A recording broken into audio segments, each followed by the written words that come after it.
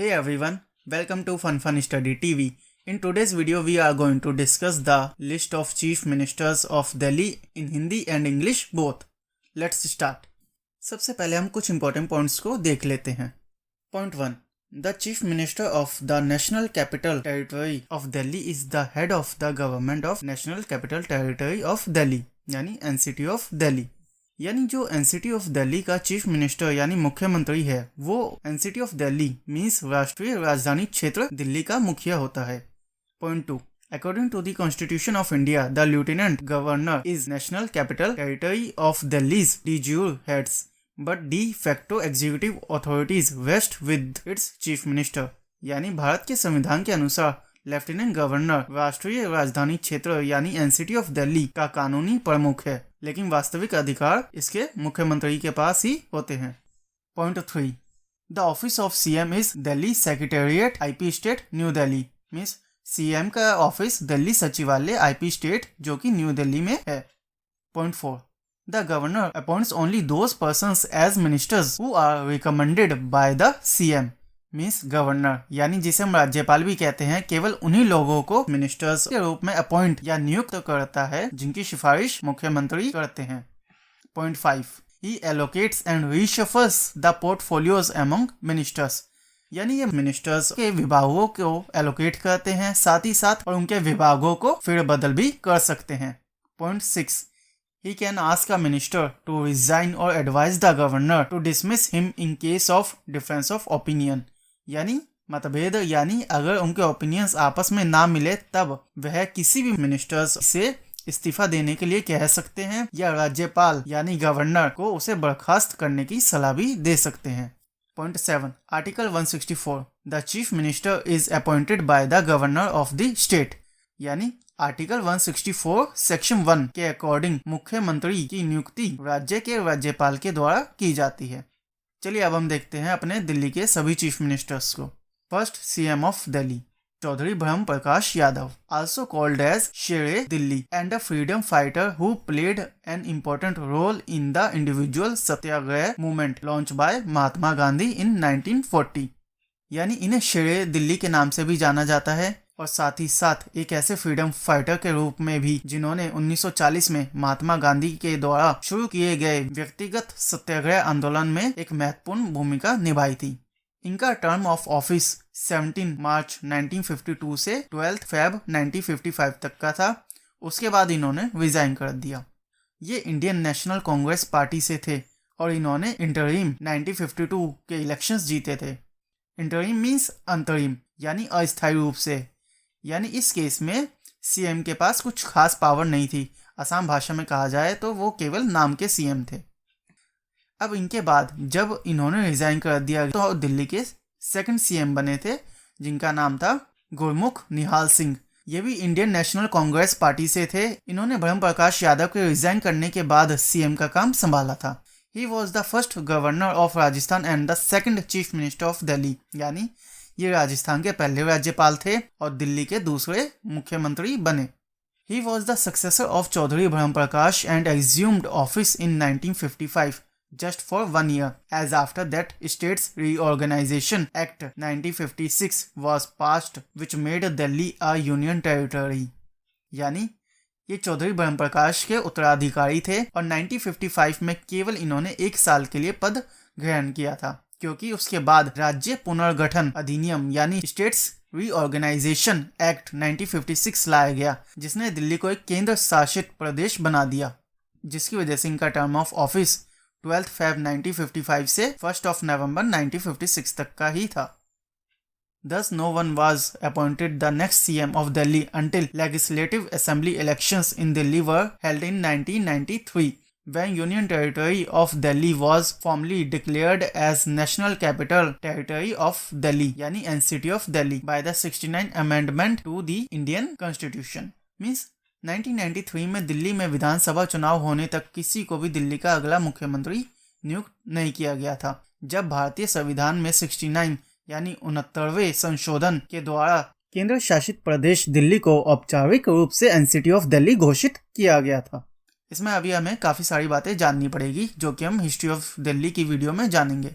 चलिए अब हम चलते हैं दिल्ली के थर्ड सीएम की तरफ. जो कि थे Madan Lal Khurana. He also served as governor of Rajasthan in 2004. He was the Union Minister of Parliamentary Affairs and Tourism in the Atal Bihari Vajpayee government. यानी इन्होंने 2004 में राजस्थान के राज्यपाल के रूप में भी काम किया था और ये अटल बिहारी वाजपेयी की सरकार में केंद्रीय संसदीय मामलों और पर्यटन मंत्री भी थे।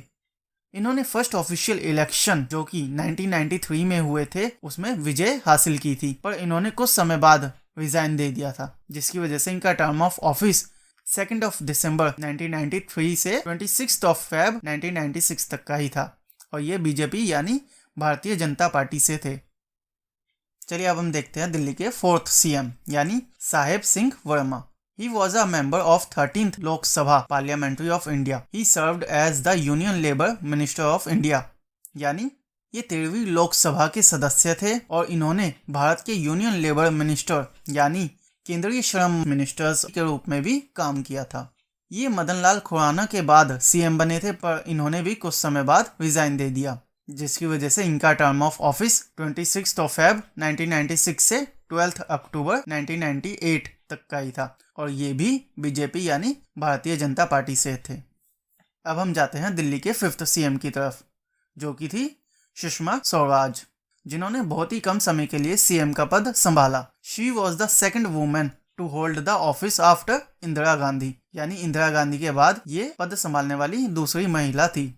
1977 में 25 साल की उम्र में यह हरियाणा की सबसे कम एज की कैबिनेट मिनिस्टर बनी थी और इनका टर्म ऑफ ऑफिस 12 अक्टूबर 1998 से 3 दिसंबर 1998 तक का था और ये भी बीजेपी यानी भारतीय जनता पार्टी से थी। चलिए अब हम जाते हैं दिल्ली के 6th सीएम की तरफ, जो कि थी Sheila Dikshit. The longest serving chief minister of Delhi as well as the longest serving female chief minister of any Indian state. She served for a period of 15 years beginning in 1998. ये दिल्ली की सबसे लंबे समय तक की मुख्यमंत्री बनी रही। साथ ही साथ यह किसी भी भारतीय राज्य की सबसे लंबे समय तक सेवा करने वाली पहली महिला मुख्यमंत्री बनी।